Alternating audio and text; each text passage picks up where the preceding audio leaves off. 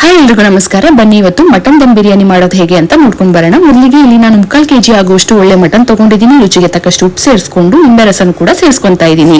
ಮತ್ತೆ ಇದಕ್ಕೆ ನಾನು ಫ್ರೆಶ್ ಆಗಿ ರುಬ್ಬಿಟ್ಕೊಂಡಿರುವಂತಹ ಜಿಂಜರ್ ಗಾರ್ಲಿಕ್ ಪೇಸ್ಟ್ ಕೂಡ ಸೇರಿಸ್ಕೊಂತಾ ಇದ್ದೀನಿ. ಅದಾದ್ಮೇಲೆ ಇಲ್ಲಿ ನಾನು ಗ್ರೀನ್ ಚಿಲ್ಲಿ ಪೇಸ್ಟ್ನು ಕೂಡ ಸೇರಿಸ್ಕೊಂತಾ ಇದ್ದೀನಿ. ಮತ್ತೆ ಇಲ್ಲಿ ನಮ್ಮ ಮನೆಯಲ್ಲೇ ಮಾಡಿಟ್ಕೊಂಡಿರುವ ಸ್ಪೈಸಸ್ ಪೌಡರ್ ಕೂಡ ಸೇರಿಸ್ಕೊತಾ ಇದ್ದೀನಿ. ಅರಿಶಿಣದ ಪುಡಿ ಆಗಿರ್ಬೋದು, ಕಾಶ್ಮೀರಿ ರೆಡ್ ಚಿಲ್ಲಿ ಪೌಡರ್, ಮತ್ತೆ ಧನಿಯಾ ಪುಡಿ. ಇದು ದಮ್ ಬಿರಿಯಾನಿ ಮಸಾಲ. ಹೇಗೆ ಮಾಡೋದು ಅಂತ ನಾನು ಆಲ್ರೆಡಿ ರೀಲ್ ಅಪ್ಲೋಡ್ ಮಾಡಿದ್ದೀನಿ. ನೀವು ಚೆಕ್ ಮಾಡಿದ್ರೆ ನಿಮಗೆ ಹೇಗೆ ಮಾಡೋದು ಅಂತ ರೆಸಿಪಿ ಸಿಗುತ್ತೆ ಅಲ್ಲಿ. ಮತ್ತೆ ಇಲ್ಲಿ ಕೊತ್ತಂಬರಿ ಸೊಪ್ಪು, ಪುದೀನ ಸೊಪ್ಪು ಸೇರಿಸ್ಕೊತಾ ಇದ್ದೀನಿ. ಮತ್ತೆ ಇಲ್ಲಿ ಬಿರಿಸ್ಟಾ ಸೇರಿಸ್ಕೊತಾ ಇದ್ದೀನಿ. ಬಿರಿಸ್ಟಾ ಅಂದ್ರೆ ಫ್ರೈಡ್ ಆನಿಯನ್ಸ್ ಅಷ್ಟೇ. 80% ಬಿರಿಸ್ಟಾನ ಇಲ್ಲಿ ನೀವು ಸೇರಿಸ್ಕೋಬೇಕು, 20% ಲೇಯರಿಂಗ್ಗೆ ಯೂಸ್ ಮಾಡ್ಕೋಬೇಕು. ಮತ್ತೆ ಅದೇ ಫ್ರೈಡ್ ಆನಿಯನ್ಸ್ ಕರೆದಿರುವಂತಹ ಎಣ್ಣೆನ ಇಲ್ಲಿ ನಾನು ಸೇರಿಸ್ಕೊಂಡು ಚೆನ್ನಾಗಿ ಮಿಕ್ಸ್ ಮಾಡ್ಕೋತಾ ಇದ್ದೀನಿ. ಅದಾದ ನಂತರ ಮೊದಲೇ ವಿಸ್ಕ್ ಮಾಡಿ ಇಟ್ಕೊಂಡಿರುವಂತಹ ಮೊಸರು ಕೂಡ ನಾನು ಇಲ್ಲಿ ಸೇರಿಸ್ಕೊತಾ ಇದ್ದೀನಿ. ಮೊಸರು ಚೆನ್ನಾಗಿ ಕಲಸಿ ಮ್ಯಾರಿನೇಟ್ ಮಾಡಬೇಕಾಗತ್ತೆ. ಸೊ ನಿಮಗೆ ಟೈಮ್ ಇದ್ರೆ ರಾತ್ರಿನೇ ನೀವು ಮ್ಯಾರಿನೇಟ್ ಮಾಡಿ ಇಟ್ಕೊಂಡ್ಬಿಟ್ರೆ ಮಾಡ್ಲಿಕ್ಕೆ ತುಂಬಾ ಈಸಿ ಆಗುತ್ತೆ. ಅದಾದ್ಮೇಲೆ ನಾನು 2 ಟೇಬಲ್ ಸ್ಪೂನ್ ಎಣ್ಣೆ ಸೇರಿಸ್ಕೊಂಡು ಅದಕ್ಕೆ ಮ್ಯಾರಿನೇಟ್ ಆಗಿರುವಂತಹ ಮಟನ್ನ ಇಲ್ಲಿ ಸೇರಿಸ್ಕೋಬೇಕು. ಸೊ ಇಲ್ಲಿ ಐ ಫ್ಲೇಮ್ ಅಲ್ಲಿ 5 ಮಿನಿಟ್ಸ್ ಇದನ್ನ ನೀವು ಚೆನ್ನಾಗಿ ಕುಕ್ ಮಾಡ್ಕೋಬೇಕು. ಅದಾದ್ಮೇಲೆ 500 ml ಆಗುವಷ್ಟು ಬಿಸಿನೀರನ್ನ ನೀವು ಇಲ್ಲಿ ಸೇರಿಸ್ಕೋಬೇಕಾಗತ್ತೆ. ಸೇರಿಸ್ಕೊಂಡು 5 ರಿಂದ 6 ವಿಷಲ್ ತಗೋಬೇಕು.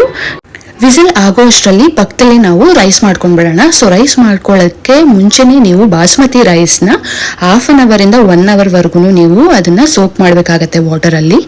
ಅದಾದ್ಮೇಲೆ ನೀವೇನ್ ಮಾಡಬೇಕು, ಇಲ್ಲಿ ಪಾತ್ರೆ ಇಟ್ಕೊಂಡಿದ್ದೀನಿ. ಪಾತ್ರೆ ಇಟ್ಕೊಂಡು ಅದಕ್ಕೆ 5 ರಿಂದ 6 ಲೀಟರ್ ನೀರು ಸೇರಿಸ್ಕೊಂಡು ಪಲಾವ್ ಎಲೆ, ಸ್ಟಾರ್ ಅನೀಸು, ಚಕ್ಕೆ, ಲವಂಗ, ಮೆಣಸು, ಏಲಕ್ಕಿ, ಜೀರಿಗೆ ಮತ್ತೆ ನಿಂಬೆಹಣ್ಣಿನ ರಸ, ಅದರದ್ದು ಸಿಪ್ಪೆ ಕೂಡ ಇಲ್ಲಿ ಸೇರಿಸ್ಕೊಂಡಿದ್ದೀನಿ. ಮತ್ತೆ ಇಲ್ಲಿ ಉಪ್ಪು ಕೂಡ ನೀವು ರುಚಿಗೆ ತಕ್ಕಷ್ಟು ಸೇರಿಸ್ಕೋಬೇಕಾಗತ್ತೆ. ನೀವು ಉಪ್ಪನ್ನ ಇಲ್ಲಿ ಹೇಗೆ ಸೇರಿಸ್ಕೋಬೇಕು ಅಂದ್ರೆ ಸಮುದ್ರ ನೀರು ಎಷ್ಟು ಉಪ್ಪಾಗಿರುತ್ತೆ ಅಷ್ಟು ನೀರು ಇಲ್ಲಿ ರುಚಿಸಬೇಕು. ಮತ್ತೆ ನೀರು ಕುದಿತಾ ಇರುವಾಗ ನೀವು ರೈಸ್ನ ಸೇರಿಸ್ಕೊಂಡು 90% ಆಗುವಷ್ಟು ಅನ್ನನ ಇಲ್ಲಿ ನೀವು ಮಾಡ್ಕೋಬೇಕಾಗತ್ತೆ.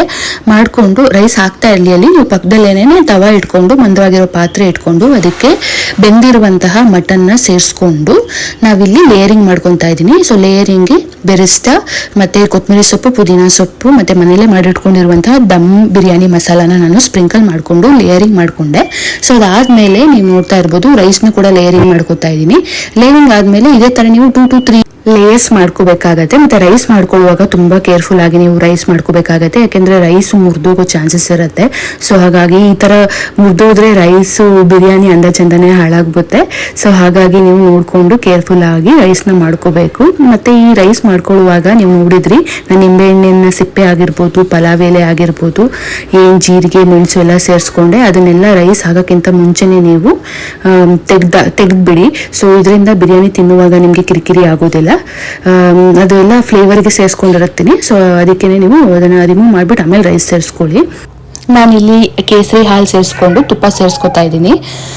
ಸೊ ಇಲ್ಲಿ ನೀವು ಒಂದು ಕಾಟನ್ ಬಟ್ಟೆ ತಗೊಳ್ಳಿ. ಆದಷ್ಟು ಪಂಚೆ ಬಟ್ಟೆ, ವೈಟ್ ಬಟ್ಟೆ ತಗೊಂಡು ನೀವು ದಮ್ ಕಟ್ಕೊಳ್ಳಿ. ಕಲರ್ ಬಟ್ಟೆ ತಗೊಳಕ್ ಹೋಗ್ಬೇಡಿ. ಅದ್ರ ಮೇಲೆ ವೆಯ್ಟ್ ಇಟ್ಕೊಂಡು 10 ಮಿನಿಟ್ಸ್ ನೀವು ಹೈ ಫ್ಲೇಮಲ್ಲಿ ಇಟ್ಕೊಂಡು ಅದಾದ್ಮೇಲೆ 15 to 20 ಮಿನಿಟ್ಸ್ ನೀವು ದಮ್ ಕಟ್ಟಬೇಕಾಗತ್ತೆ. ಇದಿಷ್ಟು ಆದ್ಮೇಲೆ ನೋಡ್ತಾ ಇರ್ಬೋದು ನೀವು ಎಷ್ಟು ಉದುರಾಗಿ ಬಿರಿಯಾನಿ ಆಗಿದೆ ಅಂತ. ಮತ್ತೆ ಇನ್ನು ಕೆಲವೊಂದು ಟಿಪ್ಸ್ನು ಕೂಡ ನಾನು ಡಿಸ್ಕ್ರಿಪ್ಷನಲ್ ಬಾಕ್ಸಲ್ಲಿ ಹಾಕ್ತೀನಿ. ಇಲ್ಲಿ ಹೇಳಕ್ ಆಗದೆ ಇರುವಂಥದ್ದು ಅದನ್ನ ನೀವು ಫಾಲೋ ಮಾಡಿ ಇಷ್ಟೇ ಚೆನ್ನಾಗಿ ನಿಮ್ಮ ಮನೇಲೂ ಕೂಡ ದಮ್ ಬಿರಿಯಾನಿ ಆಗತ್ತೆ. ಟ್ರೈ ಮಾಡಿ ಆದ್ಮೇಲೆ ದಯವಿಟ್ಟು ಹೇಗೆ ಬಂದಿದೆ ಅಂತ ನನಗೆ ತಿಳಿಸ್ಕೊಡಿ.